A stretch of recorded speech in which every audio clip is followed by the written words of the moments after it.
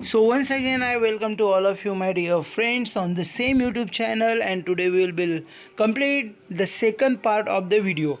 In the first part we already covered the all MCQs about compulsory English, which is known as the developing communication skills topic in TYBA English semester 6। तो हमने तो ये सब कर लिए थे, अब ये सेकंड पार्ट हमने बनाया है। और दोस्तों आई एम श्योर कि इनसे कोई दूसरा क्वेश्चन आ ही नहीं सकता इसके सिवा। तो आइए विदाउट वेस्टिंग अ टाइम हम शुरू करते हैं। Once again I would like to mention my name that I am your best buddy doctor Narendra Mude sir. So let's start the video without wasting a time, but before this it's my humble request to all of you, if you haven't subscribed my channel yet, please subscribe it, that you never miss any update about the educational videos. So the first question is, while talking to friends you do not pay attention to the skill of communication।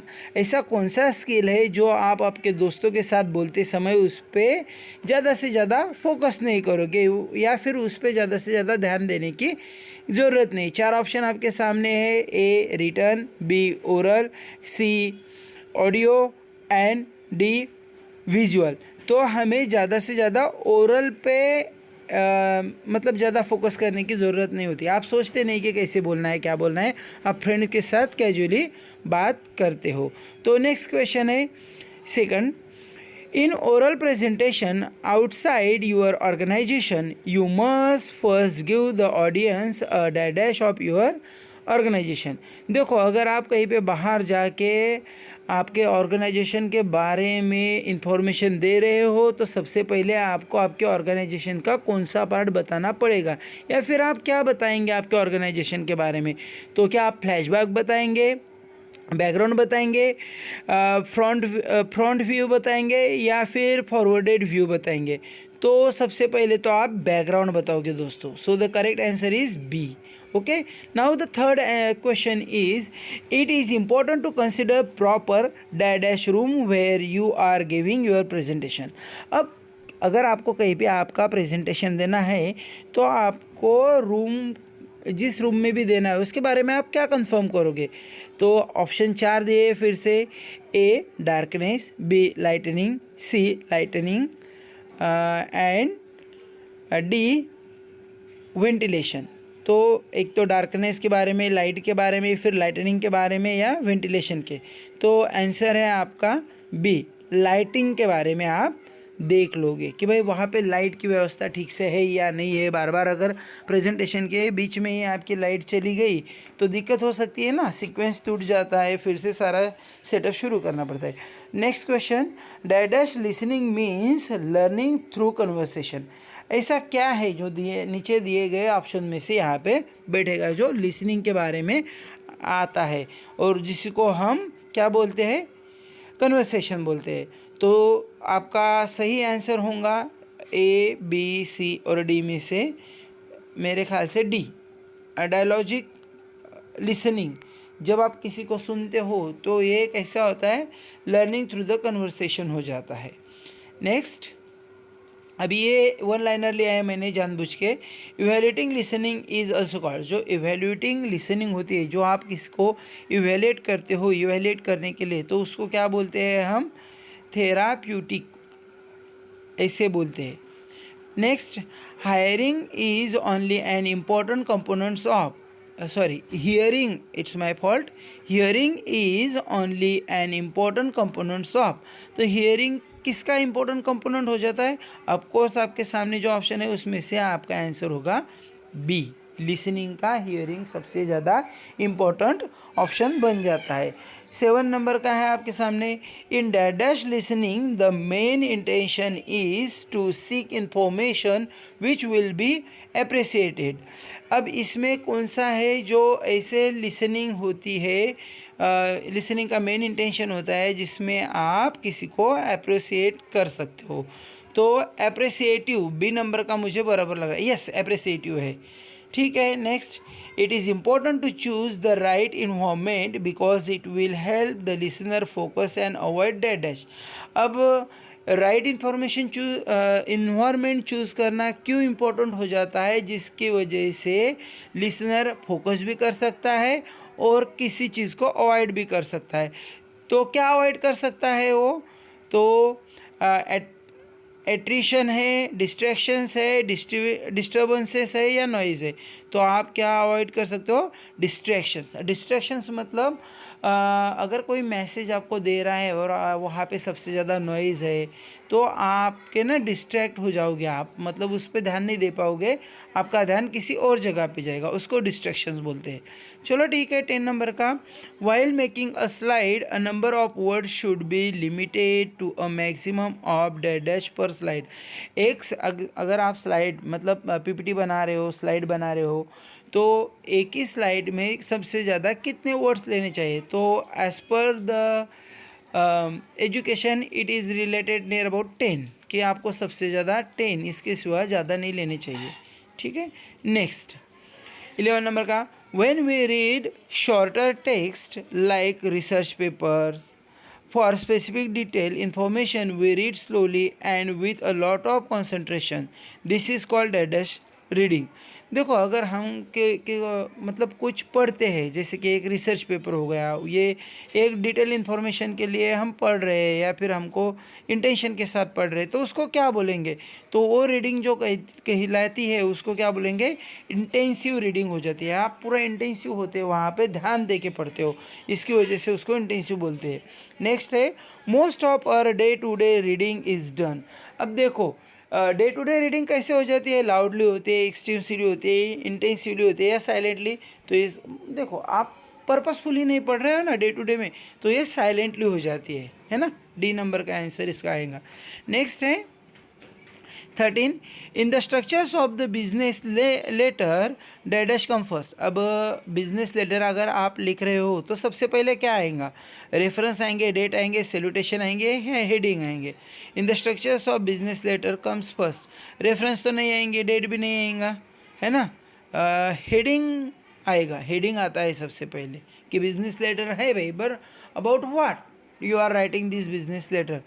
It might be a complaint, or you want to do MOU with someone in this way. 14, in the writing of an apology letter concentrate on dash। देखो, अगर आप कोई apology letter माफ़ीनामा लिख रहे हो, तो आप सबसे ज़्यादा किस पे फोकस करोगे? तो रेक्टिफिकेशन ऑफ प्रॉब्लम, मतलब प्रॉब्लम को ख़त्म करने पर आप फोकस करोगे, रेक्टिफिकेशन उसको बोलते हैं। ठीक है, 14 नंबर हो गया। 15, dash is the vital part of the letter which is good as wishing the person. अब ये क्या ऐसा विटल पार्ट है लेटर का जिसको हम एक मतलब अगर लेटर लिख रहे हो तो उसमें ऐसा कौन सा शब्द आता है, या फिर इन चारों में से ऐसा कौन सा टॉपिक होता है? क्या सैल्यूटेशन होता है, इनक्लोजर होता है, सब्जेक्ट होता है, रेफरेंस होता है, जो हम एक प्रकार से विश भी करते हैं, फिर हम बोलेंगे या रिस्पेक्ट भी देते हो, तो इसको सैल्यूटेशन आएगा। यहाँ पे सैल्यूटेशन देते हैं ना, डियर सर, है ना, या रिस्पेक्टेड सर, ये वगैरह। 16, people can not interact with each other without dash. अब देखो, लोग हैं ना एक दूसरे के साथ इंटरेक्ट नहीं कर पाएंगे अगर इन चारों में से एक चीज़ नहीं हुई तो क्या है? ट्रांसपोर्ट होना चाहिए क्या? नहीं, ट्रांसपोर्ट के लिए, कम्युनिकेशन के लिए ट्रांसपोर्ट की ज़रूरत नहीं है। वॉइस, हाँ वॉइस होता है, और दूसरा लाउड स्पीकर। तो इस तरीके से ये तीनों के तीनों BCD नष्ट हो जाते हैं। कम्युनिकेशन के सिवा कोई किसी से इंटरेक्शन नहीं कर पाएगा, तो आपका आंसर होता है कम्युनिकेशन। 17 नंबर का क्वेश्चन हो जाता है। चलो 18 आ गया है यहाँ पे, 17 शायद इधर उधर होगा। The language of the report should be. अब जो रिपोर्ट आप लिख रहे हो, सपोज कि कहाँ पे मीटिंग हुई उसकी रिपोर्ट हो गया, कुछ इंसिडेंट हो गया, इंसिडेंट है, एक्सीडेंट नहीं बोल रहा हूँ, इंसिडेंट यानी कि कोई प्रसंग, कोई फेस्टिवल हो गया, या फिर कुछ भी आपके स्कूल कॉलेज में कुछ भी अगर प्रोग्राम हो गया, तो उसकी रिपोर्ट बनाओगे आप, है ना। तो अगर आप रिपोर्ट बनाओगे तो उसकी लैंग्वेज कैसी होनी चाहिए? फॉर्मेलिटी वाली होनी चाहिए, फॉर्मल होनी चाहिए, कैजुअल होनी चाहिए, लूज होनी चाहिए? तो it's means it must be formal, है ना, फॉर्मल लैंग्वेज होनी चाहिए। 19, अ सर्कुलर और notice may be issued by only dash designated for the purpose. अब ऐसा कौन सा डेजिग्नेशन होता है जो डेजिग्नेटेड के थ्रू से वो आपको रिसीव की जाती है। तो डेजिग्नेटेड फॉर द पर्पस वो बोले तो एक ऑफिसर है दोस्तों, यहाँ पे ऑफिसर आएगा, है ना। Only officer designated for the purpose, किसी भी ऑफिसर को मिलती है ना। Next, which of this is not an element of non verbal communication. अब नॉन वर्बल कम्युनिकेशन का कौन सा ऐसा चारों में ऑप्शन में से एक पार्ट है जो उसका पार्ट नहीं आता, है ना। पर्सनल अपीयरेंस, देखो अगर आपका अपीयरेंस भी उसमें आता है। पोस्चर मतलब आपके हाव भाव, जब आप बात करते हो आपके फेशियल पोस्चर्स, या फिर आप जिस तरीके से हाथ इधर उधर हिलाते हो, आंखें हिलाते हो, वो सारी चीज़ें, या फिर eye contact and name of the speaker. तो ये मेरे ख्याल से नेम ऑफ द स्पीकर नहीं है इसमें, तो डी आंसर होना चाहिए इसका। Yes, name of the speaker. क्या फ़र्क पड़ता है नरेंद्र मोदी सर बात करे या कोई और बात करे, है ना। तो नॉन वर्बल में कोई फ़र्क नहीं पड़ता है नाम से, बाकी के सारे दी गई तीनों चीज़ें इंपॉर्टेंट थी। विच of this is the main element of non verbal communication, चारों में से सबसे ज़्यादा इम्पोर्टेंट क्या है नॉन वर्बल कम्युनिकेशन में। दोस्तों मैं पहले क्लियर कर दूं कि नॉन वर्बल कम्युनिकेशन क्या होता है। नॉन वर्बल कम्युनिकेशन वो कम्युनिकेशन होता है जिसमें हम स्पीच का उपयोग नहीं करते, मतलब आवाज़ का उपयोग नहीं करते। बोल जैसे मैं आपसे बात कर रहा हूँ ना अभी, तो ये ऐसे सेंटेंसेस वर्ड्स उसमें नहीं आते। तो यहाँ पे दिया है the tone of the speaker, ये भी इम्पोर्टेंट है, बट सबसे ज़्यादा important name of the speaker नहीं इम्पोर्टेंट नहीं है।